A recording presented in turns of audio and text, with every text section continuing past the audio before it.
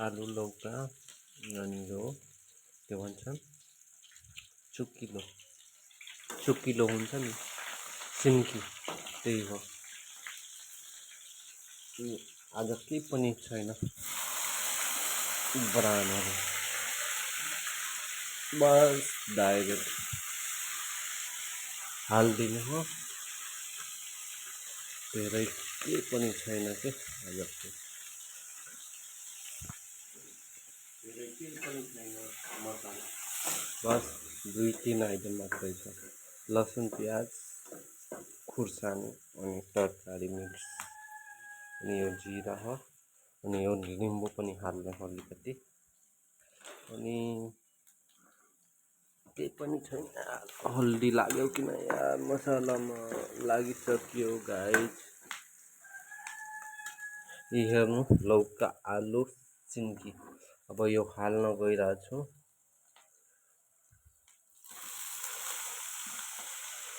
ल हालिदिए, तपाईँहरू पनि सिन्की आलु हाल्नुहुन्छ। मिक्स खाना हो कि मिक्स खानाको जवाबै अलग हुन्छ क्या, मिठो हुन्छ। 2-3 आइटम त यहाँनिरबाट फालिदिनु पानी।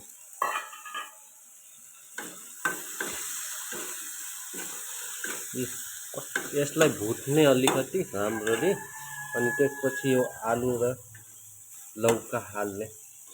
मिक्स खाना हो के, मिक्स तरकारी होइन राइट। ल कतिजना बनाउनुहुन्छ मिक्स तरकारी भन्नु त मलाई, भन्नु होला है, भन्नु होला है गाइस। तरकारी कतिजना मिक्स बनाउनुहुन्छ भन्नु होला है गाइस। ल म हालिरहेको छु, एकछिन बनिरहेको छैन गाइस।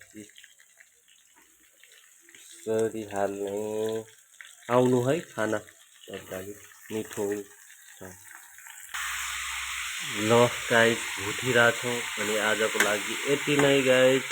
अनि तपाईँहरूलाई माया प्रेम गर्नुहोला, कमेन्ट गर्नुहोला, सेयर गर्नुहोला गाइस, साथ दिनुहोला। ल सब्सक्राइब गर्नुहोला। ल गाइस आजको लागि thank you, welcome, by by guys.